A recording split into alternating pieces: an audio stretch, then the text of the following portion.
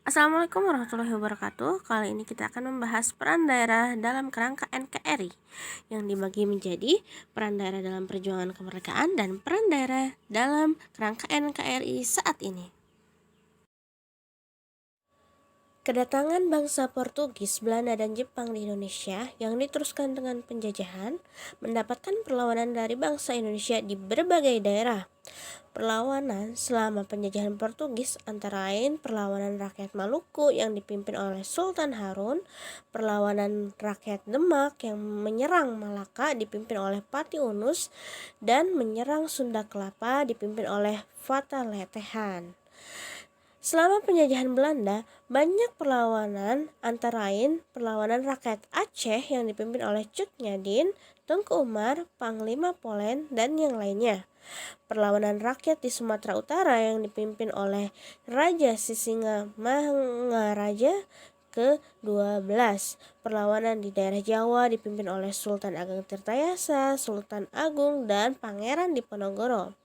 Di Kalimantan pun penjajahan melakukan perlawanan dari Pangeran Antasari, perlawanan dari rakyat Sulawesi itu ada dengan tokoh Sultan Hasanuddin, dan dari Maluku dipimpin oleh Patimura, serta perlawanan rakyat Bali dipimpin oleh I Gusti Ketut Jelantik. Nah, jadi setiap daerah punya peran untuk melawan penjajahan dan untuk mengusir penjajah dari Indonesia. Nah, semenjak adanya kebangkitan nasional tahun 1108, perlawanan tersebut tidak berubah kedaerahan lagi, tapi membentuk sebuah organisasi-organisasi yang mengadakan sebuah persatuan-kesatuan. Nah, dari sinilah awal mula adanya rasa persatuan dan kesatuan di Indonesia. Nah, ternyata perjuangan setelah kemerdekaan untuk mempertahankan kemerdekaan Indonesia itu terus berlanjut, seperti adanya peristiwa Ambarawa, peristiwa Bandung Lautan Api, gerilya Jenderal Sudirman, dan pertempuran 10 November di 1945 di Surabaya. Nah, itulah peran daerah dalam memperjuangkan kemerdekaan NKRI. Nah, sekarang peran daerah saat ini apa sih? Peran daerah dalam NKRI saat ini antara lain adalah mempertahankan bentuk dan keutuhan Negara Kesatuan Republik Indonesia sebagaimana yang diatur dalam pasal 37 ayat 5 yang berbunyi, khusus mengenai bentuk Negara Kesatuan Republik Indonesia tidak dapat dilakukan perubahan. Kedua, meningkatkan kesejahteraan masyarakat dalam bidang kesehatan, pendidikan, dan pendapatan masyarakat. Yang ketiga, memajukan bangsa menjadi inovasi, kreasi, aparatur sipil negara di daerah.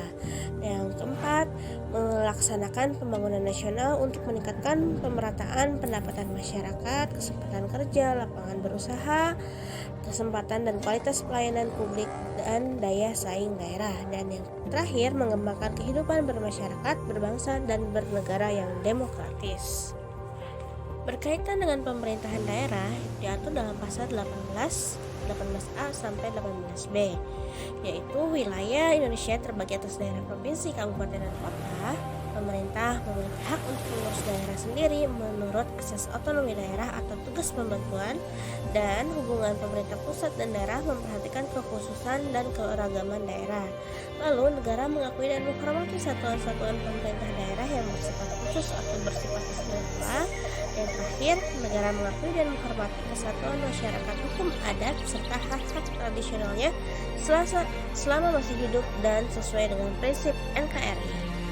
Undang-Undang Nomor 32 Tahun 2004 mengatur mengenai berbagai hal yang dipunyai dan harus dilakukan oleh pemerintah daerah saat membangun NKRI. Di antaranya adalah mengatur dan mengurus sendiri urusan pemerintah, memilih pemimpin daerah, mengelola aparatur daerah, mengelola kekayaan daerah, memungut pajak daerah dan restribusi daerah, mendapatkan bagi hasil pengelolaan sumber daya alam dan sumber daya lainnya yang ada di daerah tersebut, mendapatkan berbagai sumber pendapatan lain yang sah, dan mendapatkan hak lain yang dapat diatur dalam peraturan perundang-undangan.